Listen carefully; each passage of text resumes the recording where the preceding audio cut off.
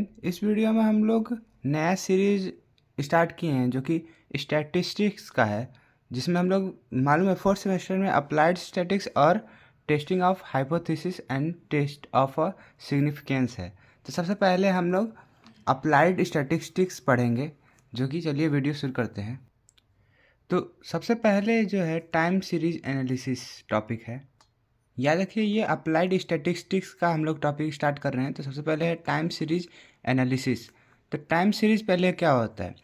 Time से हम लोग मालूम चलता है कि जो टाइम हो, ठीक है, और सीरीज मतलब जो लाइन से रखा गया हो। तो ध्यान से देखेंगे तो इसका मतलब इसके टॉपिक में ही है, जैसे कि ऐसा डाटा जो कि टाइम के अकॉर्डिंग लिया गया हो, उसी को हम लोग टाइम सीरीज किया, उसको इकट्ठा कर दिया जाए तो उसको हम लोग टाइम सीरीज करते हैं। तो इसका एक्चुअल डिफिनेशन क्या है, चलिए उस देखते हैं। अ सेट ऑफ डाटा और series of value assume by a variable moving through the time as such it is order with the respect to time in is the term as a time series. कहता है कि जो data या series हम लोग रखे हैं, किस चीज़ का, कोई भी हम लोग एज्यूम करके रखें वेरिएबल जो कि टाइम के संग चेंज होता रहा है। जैसे कि कोई भी कह सकते हैं कि क्लॉथ है, पॉपुलेशन हो गया, या कोई भी जो जीडीपी हो गया, ये सब क्या होता है, टाइम के अकॉर्डिंग चेंज होता रहता है। तो उसको अगर हम लोग इकट्ठा एक डाटा के रूप में रख लिए तो उसको हम लोग टाइम सीरीज नाम दे देते हैं। इसका दूसरा डिफिनेशन है, the time series is a set of chronological arrange data. Chronological मतलब क्या होता है? ऐसा डाटा जो कि टाइम से रिलेटेड हो, मतलब टाइम के अकॉर्डिंग डाटा रखा गया हो, उसको हम लोग क्रोनोलॉजिकल कहते हैं। तो इसका एग्जांपल है जैसे कि production of the factory in last 10 year, मतलब एक फैक्ट्री में 10 साल से प्रोडक्शन हो रहा है, उसका पूरा डाटा रखेंगे तो वो क्या कहलाएगा, हमारा टाइम सीरीज का एग्जांपल हो जाएगा। दूसरा है population of a country for a last 5 year 5 sense. तो 5 साल के मतलब 5 बार जो गणना ली गई है हमारी कंट्री का, वो हो जाएगा एक टाइम सीरीज का एग्जाम्पल। उसके बाद हम लोग उसको मैथमेटिकली देखते हैं। The time series depicts the functional relation between the two variable. कहता है कि जो टाइम सीरीज है वो फंक्शनल दो वेरिएबल के बीच में ये रिलेशन बनाता है। पहला है वन बी द टाइम, पहला तो हो गया टाइम क्योंकि टाइम से रिलेटेड है। दूसरा other are the phenomena under study, दूसरा मतलब जिसको हम लोग पढ़ रहे हैं या जिसके बारे में हम लोग जानना चाहते हैं कि ये अब आगे इसका क्या होगा। जैसे कि हम लोग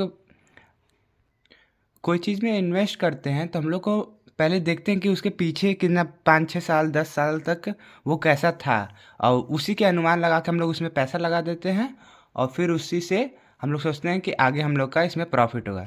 तो वही कहता है कि एक और पहला है जो कि ये मैथमेटिकल में क्या है, ये टाइम सीरीज जो है दो वेरिएबल के अंदर रिलेशन लाता है। पहला है टाइम और दूसरा है वो फिनोमेना जिसको हम लोग पढ़ रहे हैं।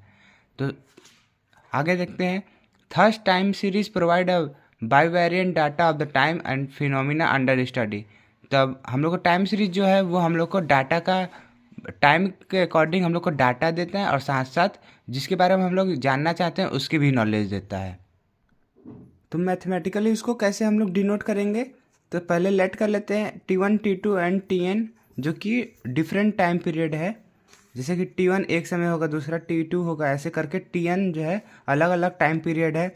और उसके साथ UT1 जो दूसरा है वो T2 UT2 है, और ऐसे करते करते UTn है। यहाँ पर जो T है वो तो टाइम पीरियड दिखा रहा है, और जो दूसरा U है UT1 है वो पहला टाइम पीरियड के अकॉर्डिंग उसका ऑब्जर्वेशन या उसका डाटा के बारे में बता रहा है। तो B the corresponding observation of the variable under study and different time period then. कहता है कि जो मैं बात बोला हूँ कि ये जो ऑब्जर्वेशन है जिसके बारे में हम लोग पढ़ रहे हैं उसको UTn से डिनोट किया गया है, और जो टाइम है उसको Tn से डिनोट किया गया है।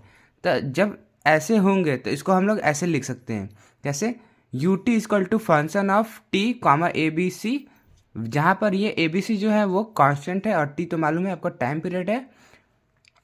सीधा सा बात है कि ये जो UT है वो फंक्शन है टाइम पीरियड का और कांस्टेंट का। कांस्टेंट जो है वो आप आगे क्लास हायर क्लास में और पढ़ेंगे, जब ये आएगा। अभी के लिए बस इतना ही है। तो आज के लिए हम लोग इतना ही रखते हैं। अगले वीडियो में हम लोग टाइम सीरीज़ के बारे में और जानेंगे। तो मिलते हैं अगले वीडियो में। फिलहाल के लिए इतना ही। जय हिंद।